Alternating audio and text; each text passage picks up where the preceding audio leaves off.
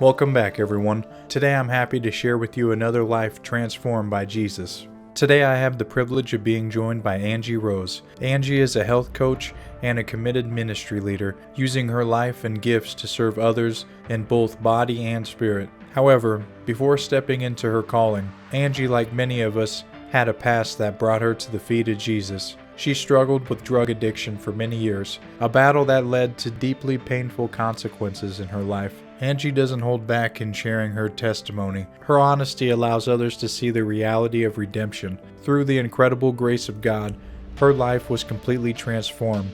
She was saved, renewed, and set on a new path. I've had the blessing of knowing Angie personally through our church, Abundant Life Christian Center. If you want to continue to get more testimonies like this, please be sure to hit the subscribe button. We got our dope, we were getting ready to shoot up, and I did a really big hit. And even my ex said, Ange, that's a pretty big hit. And I don't know why I said this, but I looked at him and I said, it's okay. I said, because this is probably going to be my last one. And as soon as I did it, I looked over at him. People could say it was a dope, but I literally heard the man's voice change. And he said, does it feel like you're dying right now? Does it feel like your spirit is leaving your body? And I remember for being so taken aback because his voice had literally changed. And at first I got angry at him. I'm like, what are you doing? Why would you say that? And then he started he heard it himself. He heard himself speak it. And he's like, oh my gosh, I don't even know what that was. But I remember standing up and looking at him and I said, I know exactly what that was. So that was God speaking to me. And I said, if I don't stop what I'm doing, I'm going to die. All right, everyone. Welcome back to another testimony. Today I got a new guest on today. Angie, thank you for coming on. I appreciate this. Absolutely. I'm honored to be here. Yeah, well, I know you, from church, but, people from, the show and stuff might not, but I definitely appreciate you taking out the time and coming on. And, it's nice to interview someone from, that I actually know in person. I'm used to interviewing people online and stuff all the time, from different around the world and all that kind of stuff. But, to know someone from the church and stuff, this is pretty interesting. So when I heard you had quite the testimony, I was pretty encouraged and, wanted to hear it. So I'm glad we finally made the arrangements and, we're doing this today. So Absolutely. definitely looking forward to hearing what God's done in your life.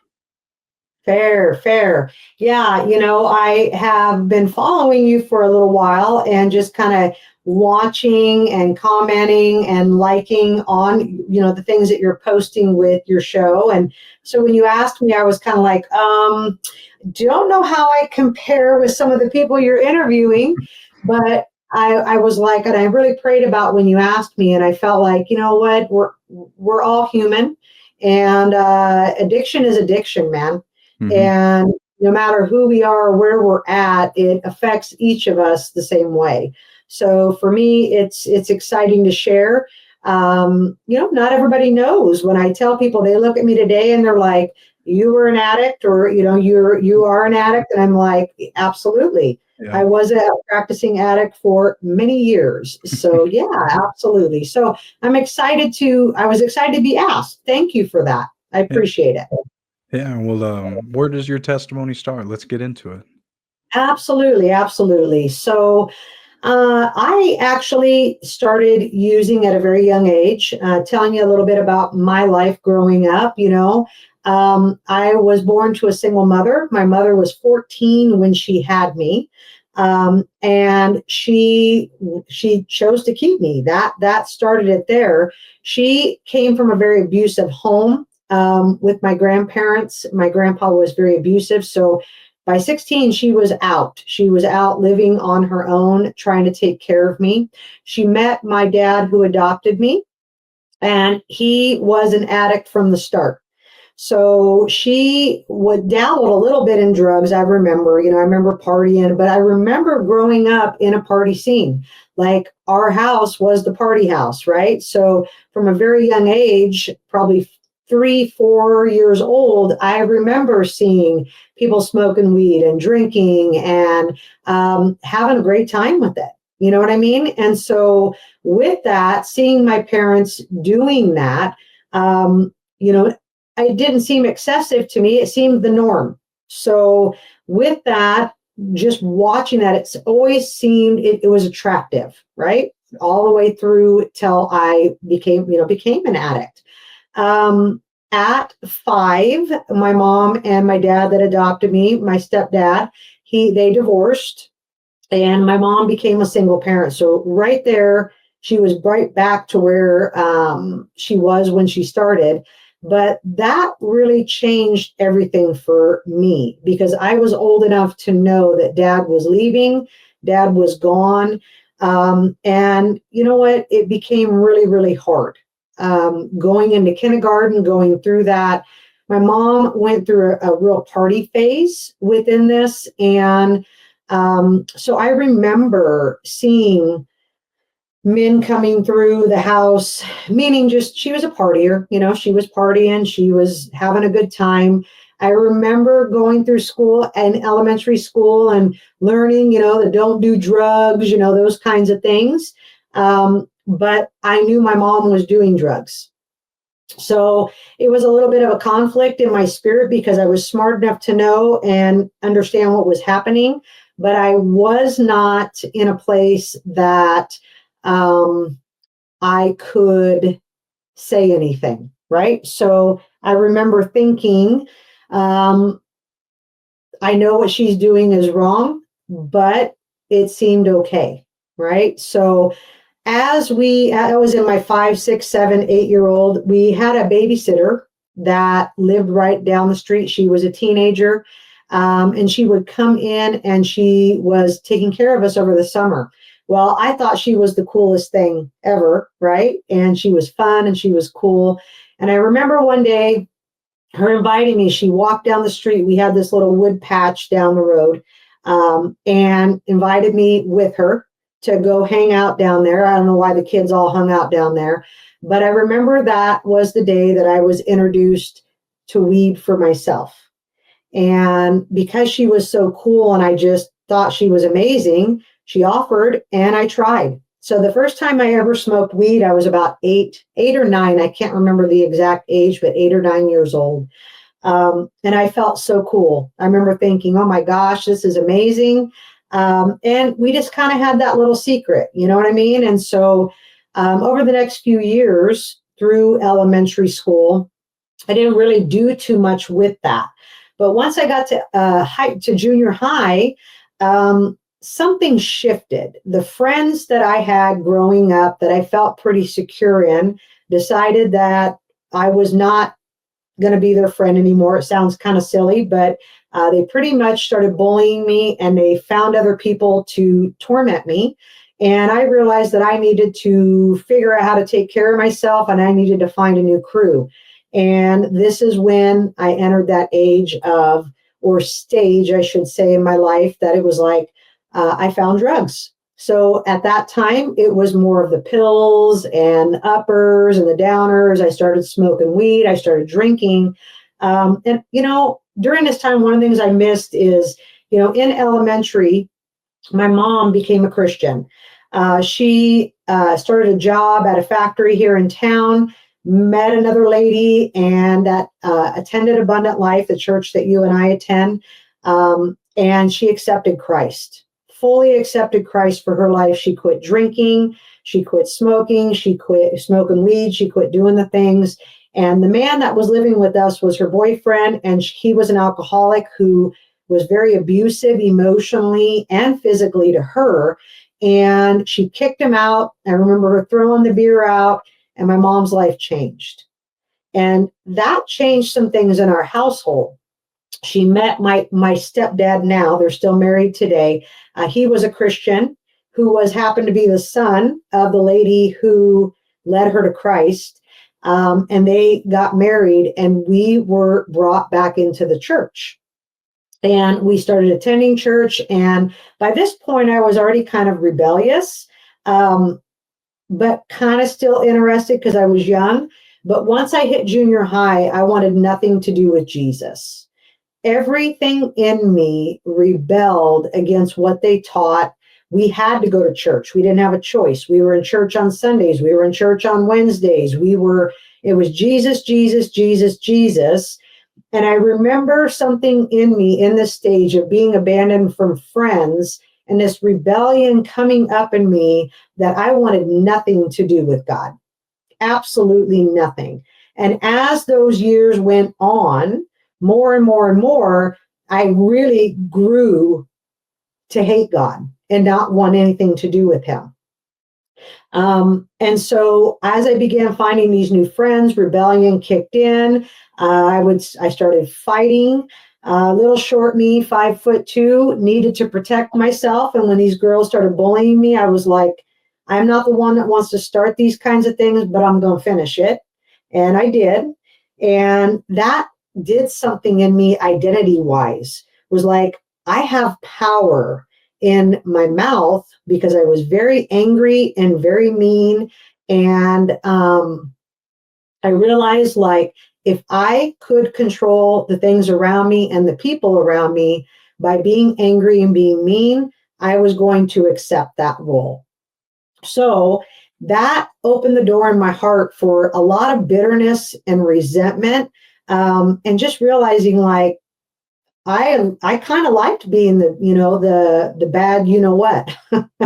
And so it just began to escalate, and I ended up getting suspended from school for fighting and for drugs. I had drugs on me, and it just kept going from there.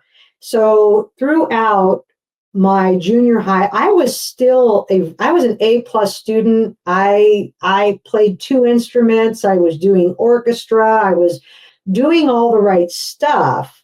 But by the time I hit high school, I honestly didn't care anymore. And it didn't matter to me that God had given me such gifts. And that is when I started using the heavier drugs. And I was introduced to cocaine and crack, and I loved it. I'm not going to lie. That was the reality. I found something that I felt so empowered and so I could go, go, go, go, go. And the people that I was around, I always was an older soul, if you will. And so I literally at 16 could walk into a bar here in town and they would serve me with no ID, because the people I would hang around with were always older. So I was more mature. And so I had access to things that probably even some of my friends didn't have access to. So there was something powerful about that. And, nobody sets out to become an addict. But by 16, I got my DWI. I was arrested. I was the only person in my crew, including my older people. I was at the bar with them and drinking and blackout drunk, and I was the only one that had a license. And I ended up in jail that night at 16. The cops did let me go home with my parents, but there was something there that point, that crew that I was hanging with, there was a guy that I was dating that was older, and he was 22, and I became infatuated with that. And so for me, that lifestyle of just partying and having a good time, I started leaving home, running away from home. I skipped school consistently. They dropped me off, and I would manipulate somebody into letting me take their car, and I was out. I was gone. So during that high school time, it wasn't so much that I was trying to be into crime or be a bad person, if you will, or do things that were crazy. But this guy introduced me to meth. And when I started using it, like I said, with crack and with cocaine, there was just something about methamphetamine that it was for me the ultimate high. And all values went out the window. I remember thinking to myself as time went on, I always said, I will never shoot up. I'll never become that person, right? Because we all think we could control it. And so for me, as time went on, partying got worse and worse and worse. And my parents finally came to the point, they just said, you either have to leave or you have to get sober. And we're giving you permission to leave because we can't handle you anymore. And so, because as that time went on with the using, the anger and all the things inside of me just got so big, so big. I was so angry and so hurt and so mean that I couldn't hear their voice in anything they were speaking because they were just trying to hinder me. So I left. I left and I went with this gentleman, or this guy. He's not a gentleman at the time, but I went with this guy and we literally were sleeping in a garage on the floor. I literally gave up a good home so that I could go and be with this man and do dope, you know? And so as time went on, part of that story was my parents allowed me to come back home with him, which they never would have done before, but they were so concerned about me and the lifestyle we were living, literally on the streets and breaking into garages and sleeping in them. And people didn't know. And then we would go party all day or all night, and then we would end up back there if we didn't have somewhere to stay. So my parents let me come home, and this guy convinced me to write a check, and we went and took one of my parents' checks and wrote it and cashed it, and we were going to get on a bus to go to New Mexico because that's where he was from. And somehow, which I know it's by the grace of God, my parents found out where I was, and they came and brought the police and took me off of it because I was a minor. I was only 16, and they let him go. And I remember him taking all my things, taking all my money, and they let him take it, and I got brought home. And that just fueled the anger because I believed I was supposed to, this guy was, who I was going to be with. Well, in this process, I continued to party more, and I met not my ex-husband, but my ex is what I will call him, my ex-boyfriend. And as I started dating this guy, I did end up pregnant. We did a lot of partying, one night stands, those kinds of things. And in this process, with addiction, like anybody else, there was so much sex and just wanting to be loved and to feel love. It's like, because I didn't want to feel anything. That's why we get high, most of us, is to numb everything. But realistically, I ended up pregnant, and I ended up with this guy, and we ended up moving in together. Him and I together were probably the worst fit ever. I was madly in love with this man and believed he was my soulmate, but he brought things out of me I've never knew that I could become. During this process of being with him after having my daughter, well, let me back up. Getting pregnant, the addict that I was, and I don't like to share this, but I do share it, is, I was pregnant. I knew I was pregnant, and I continued to use. I grew up, and this sounds really bad, but abortion was not something that was an option. And I knew that I would not abort my baby because I knew it was wrong. I knew it was sin, but I knew that I was not going to be a good mom. And so with some of that, I made poor choices and chose to use during my pregnancy. And later on, I realized it was because there was this piece of me and the selfishness of my addiction that thought, you know what, maybe accidentally something will happen, and so that I won't have to be a single mom and have to go through this. And maybe by using, this sounds horrible, but maybe she will die, right? And that went on for several months until I hit about 7 months pregnancy, and something shifted. I don't know, God just did something in my mind, and it became real, that she was a baby and she was a human. And because the enemy twists your mind so much to cause you to believe that it's not that big of a deal. And so I quit using for several months, toward the end of the pregnancy and through the time I was nursing her. But once I hit 6 months and quit nursing, my addiction came back with a vengeance. And so I would go out and party and do my thing. And my mom would keep the baby because I was living with my mom and dad and my mom and stepdad. And I would go out and party, and then I would come home and try to be a mom. Not really knowing, or probably honestly caring at that point, because I was so strung, At some point, I was able to move out on my own and get my own apartment. And this is where the addiction just went nuts. And my significant other, boyfriend, whatever, ended up in prison. And so this is about the season that I ended up at a place where I've been up for days and days and days.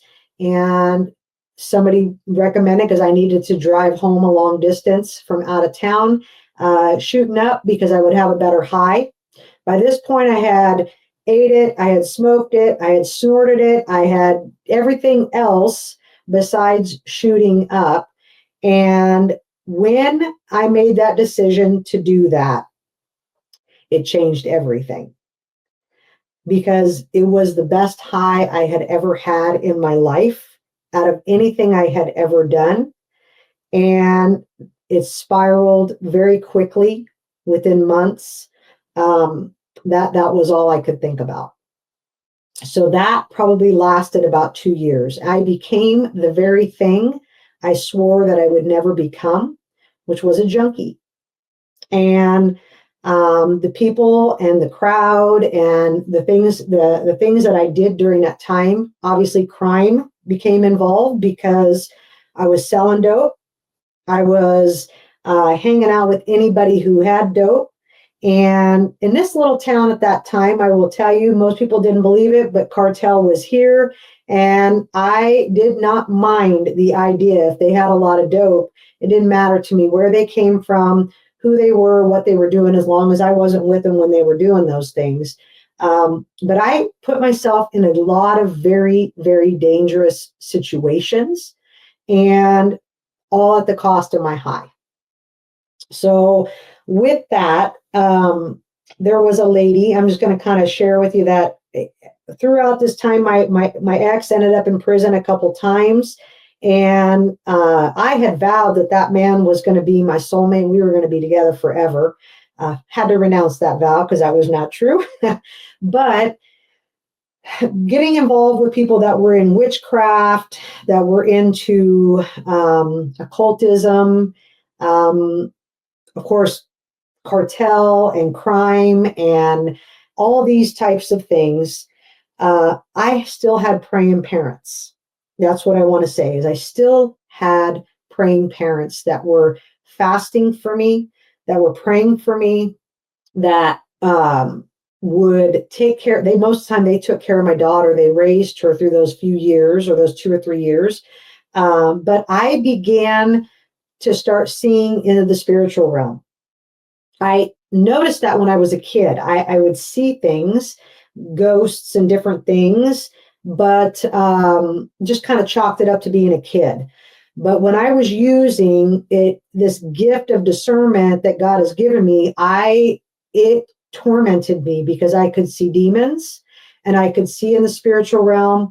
And because sex and drugs were so intertwined, I ended up having sex with a guy and having him kind of move in with me. And his significant other was a witch, and she was into Wicca. And so during this time while he was living with me, I began to see all this stuff and be tormented. And I would actually see her. She would show up in my home. So what ended up happening is one of the last nights that I used in my home, I was with my ex, and I remember sitting down with him, and we got our dope. We were getting ready to shoot up, and I did a really big hit. I was getting ready to do a really big hit. And even my ex, his name was Adam. Adam said, "Ange, that's a pretty big hit." And I don't know why I said this, but I looked at him and I said, "It's okay." I said, "Because this is probably going to be my last one." And I don't even know why I said it. And I went over and I sat down to go do it. I remember doing it.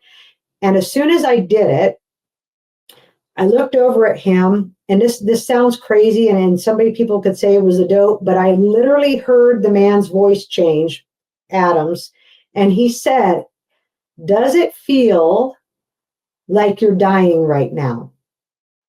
Does it feel like your spirit is leaving your body?" And I remember for being so taken aback, because his voice had literally changed. And at first I got angry at him. I'm like, you know what are you doing? Why would you say that? And then he started he heard it himself. He heard himself speak it. And he's like, oh my gosh, I don't even know what that was. I'm sure he didn't say it in that term. There were some curse words in there. But I remember standing up and looking at him, and I said, I know exactly what that was. So that was God speaking to me. And I said, if I don't stop what I'm doing, I'm going to die. So it was so scary. It was scary. It was very, very scary. And I remember thinking to myself in that moment, I have a choice right now. What I'm going to do. Am I going to continue to use? Am I going to do this because I'm either going to die? I'm going to end up in prison. Something is going to happen. I have been in kind of some runarounds with the law a little bit, thievery and some things like that, just to get money to do dope. And that night, I remember my ex leaving, and I was up all night because, of course, I was high. And I sat there with my little bag or whatever, my kit with my syringes and my spoon and my dope. And I had to make a decision that night what I was going to do. And that my daughter was at my mom's. So that next morning, I went to my mom's and I said, God spoke to me. And she's like, oh, yeah? And I told her what happened. And I handed her my syringes and my dope. And I handed her my stuff. And I said, I need you to get rid of this for me. Because if you don't, I'm going to use again. And she's like, all right. And then she prayed for me. Well, come to find out, she had been fasting for me that whole week. She had been fully fasting, a water fast, and praying. And God showed up. So I left, went home. I'd love to tell you that was the last time I used. It was not, but it was the most pivotal moment for me that started me on my journey to getting sober. So what ended up happening was I went home, started coming down. It never failed for me. I didn't always have to spend money on dope because people would just show up, want a party, has the dope. I wouldn't have to pay for it, just wanted a place to hang out. That afternoon, somebody showed up, knocked on my door, and said, hey, man, you want a party? And I'm like, no, I'm good. I said, I ain't got no money. And they're like, it's all right. You don't have to pay nothing. I got an 8-ball, just got paid. Let's do it. And I'm like, I remember like inside of me going, and saying no. And I shut the door. And within a few days, honestly, guys, I was using, but something was different on the inside of me. I began to see all that stuff going on in the spiritual realm, and it actually really scared me. God completely opened my eyes to what was going on around me and the people around me. And so I made a decision, like, I got to step back, and I got sober for a few days. And during that time, in those 3 days that I chose to stay home and not go and be around we were around all the people, they all got busted. Cops showed up. My best friend lost her kid. All the people there ended up going to jail. And if I had not that weekend made the decision to stay home and try to deal with this, I would have been right there with them. Most of them went to prison. A few of them didn't. Somehow, by the grace of God, it looked like I was a narc. I'm not going to lie, but it was totally the grace of God, because I never narked or snitched on anyone, but I kept not getting arrested. Things would happen, but I was protected. So it was quite interesting to me how that all went on. But within that week, I made the decision that I needed to get out. And I called my real dad, and he lived in Iowa at the time. And I said, I need you to help me. And he was a trucker. And I told him what was going on. I said, I have to get out of this town, because if I don't, I will never get sober. And he said, Ange, I am actually coming through Grand Island in 3 days. If you want to pack your stuff up, I will bring you and your daughter with me, and you can come back to Iowa and stay with me. So I moved there for about a month. I was living with him and my stepmom and their children. And I had to come back to town for court about a month later. And my dad had said to me, he said, if you use while you're in town, you will not be able to come back. Well, I absolutely used. and I missed my ride. He was ready to go back and he left me. So my mom literally the next day put me in the car and drove me there because she knew if I stayed, I would be right back where I was. Of course, there's a lot of other pieces to this puzzle, but when I got back, my dad kicked me and my daughter out on the street. And he said, I told you if you used, you could not live here. So we ended up in a crisis shelter, which was the best thing that could have ever happened. This crisis shelter took us in and put me through treatment. I started doing some outpatient treatment. I ended up with a Christian therapist who was a recovered meth addict. Every other counselor I'd ever tried had been through treatment twice before. They had never used an ounce of dope or anything along that line, and I could not connect with them in any way, shape, or form.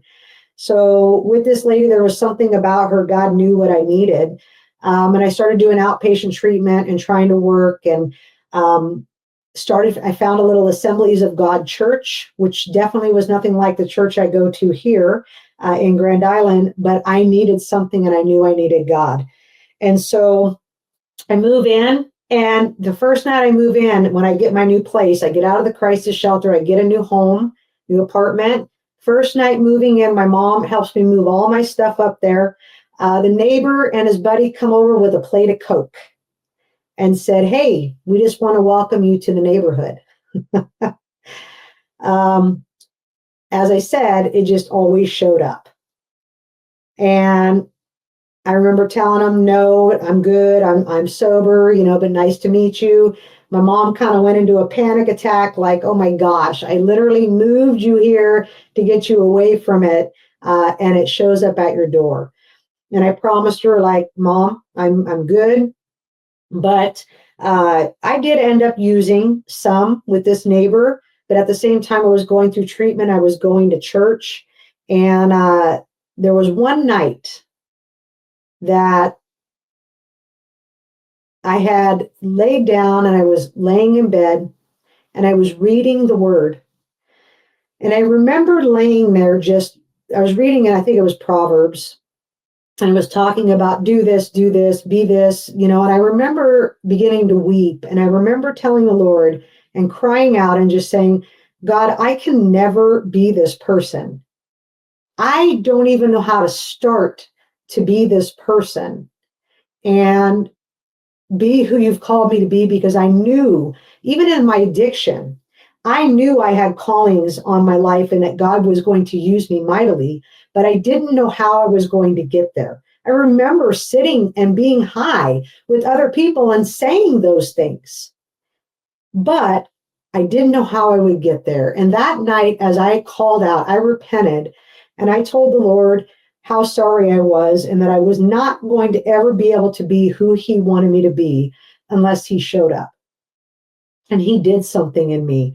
And that night, as I laid there and I cried, makes me want to cry because it was so amazing. I remember feeling this blanket come down, and like it was this warm, heavy blanket that came down and just rested on me, and like peace filled the room and it filled me. And I stopped crying because I recognized something was happening. And as I laid there, it was like this, I knew it was God. I knew that it was the presence of God. And I remember laying there and I remember saying, I can feel you. I feel your presence. And it lasted for probably 5-10 minutes. I don't remember how long. But in that moment, something in me shifted, right? It just shifted because every other thing I'd ever discerned or felt was evil. And this was the first time I felt the peace and I felt loved. Because that was the one thing I was always searching for with all the men, with all the things I was doing, with the people and friends. It was always that I just wanted to feel loved. And I felt it for real. And that was the moment my life completely changed. And I knew I would never use again. I would never want to use again. And God, actually, the neighbors that was next door, some things, he was an alcoholic. He ended up getting in a car accident and he left town, packed his stuff up overnight and took off. They didn't want to go to jail. And God just began cleaning up the things in my life. And I really fully went after learning who he was and what he wanted for me. Within a year, I moved back to Grand Island, where I'm from, and started attending Abundant Life, where I grew up, the church that I go to now, and Adrian goes to as well. And started going through, at that time, they started offering something called Encounter, which was inner healing and deliverance. And I didn't even know what I needed. I just remember knowing that I needed to get healed up on the inside. I had been abandoned as an infant by my real father. At 2, my stepdad divorced my mom, or my mom divorced him, and he abandoned us. And then my friends abandoned me. And then it just became a whole issue of abandonment and rejection and shame and all of those things for 20 years. And really, honestly, from the time I started using it first time at 9 years old till I was 24, felt like a lifetime. And so I started attending church. I started going through these encounters, and actually I started helping with them. I went through the first one, and then they asked me if I would help with them, and I became an inner healing and a deliverance minister. And I started teaching in these conferences, or whatever you want to call it, weekend getaways, traveling. And over the next 5 to 8 years, God just began to heal every area of my heart. The wounds, the trauma, all the things I just said, rejection and abandonment and shame. Because one of the things that I couldn't understand in the beginning of my walk with coming back to God was, how could you even love me? I knew you and I rejected you, and I didn't want anything to do with you. And God began to show me through this that he never, ever let me go. After I went back to church and started attending at Abundant Life, within actually, it wasn't very long, probably within a year, very handsome man came in and was attending, and never met him, but I seen him and I was watching him. Wasn't really looking, but I knew in my heart he was my husband. He was my husband. And not too long after that, we started dating. I gave him my phone number. He's a complete introvert. I'm definitely extroverted. Can't even believe he called me, but that was a God thing on its own. But he is the best blessing. He is the man that God made for me and was able to handle me, because I was quite crazy in the beginning. But we have been married 25 years this week. But within that process, just, I had another child. We had our son, Josiah, who is now 21 and married. And I have my daughter, Alex, who is 30, who I talked to you about in the beginning.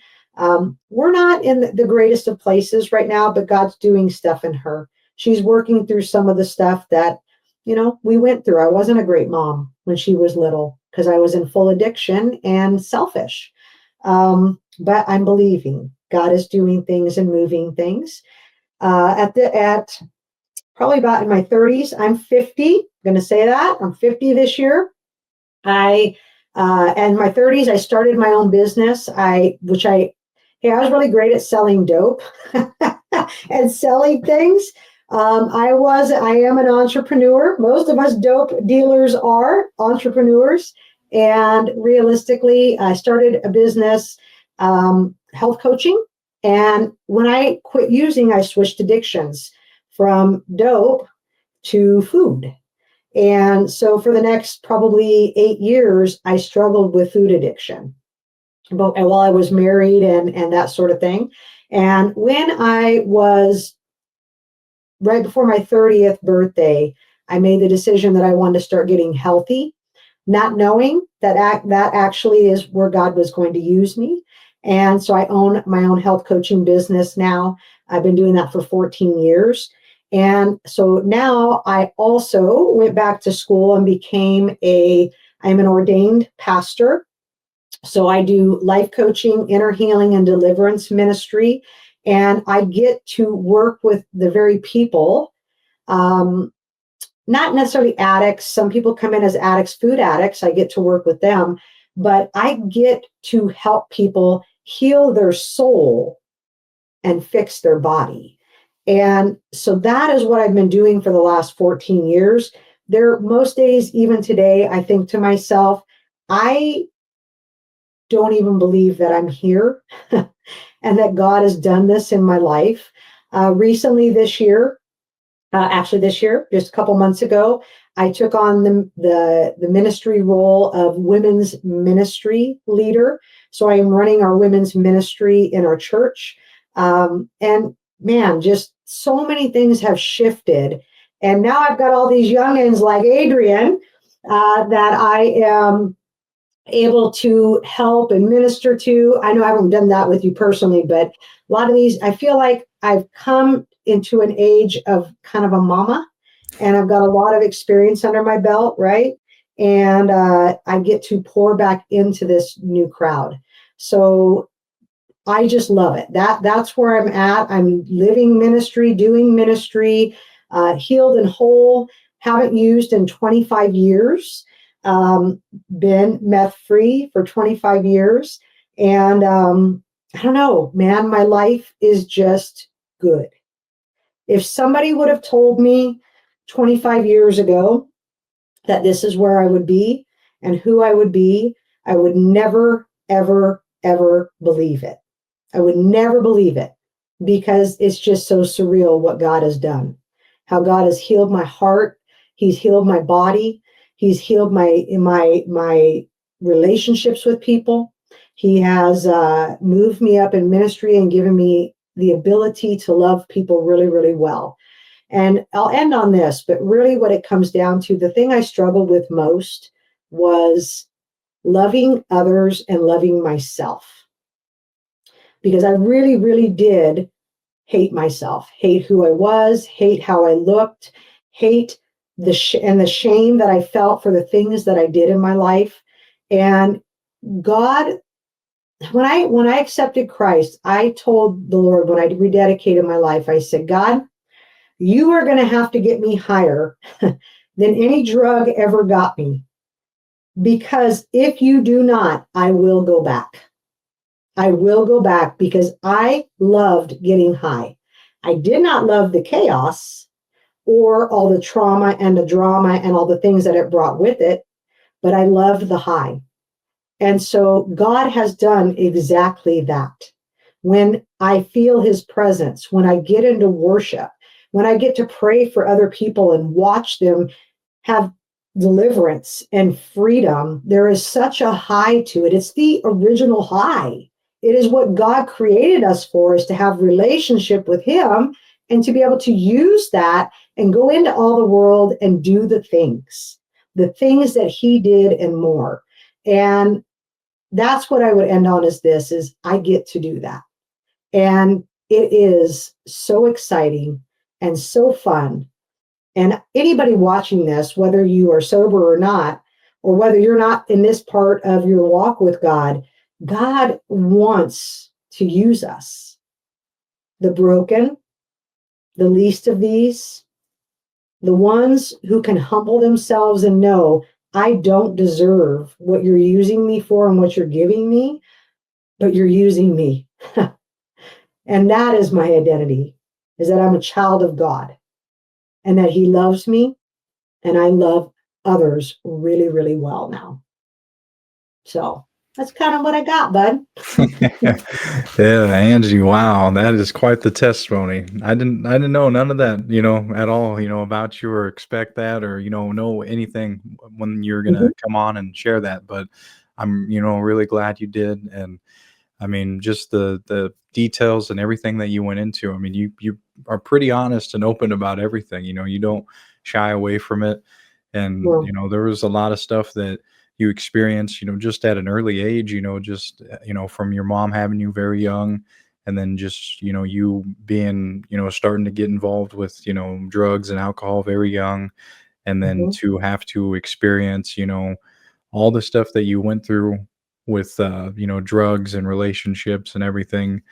I mean, you can see how it all evolved into what it evolved into, like with, forming a higher addiction and stuff like that. But, it was all, it didn't all go to waste. You know what I mean? Like it was Yeah. all for a higher purpose and a higher plan, right? I mean, you definitely went through what you went through. You made your decisions, but now you're using all that for, God's glory and God's kingdom, Yeah. to advance and help other people out. And you definitely get to do that all the time.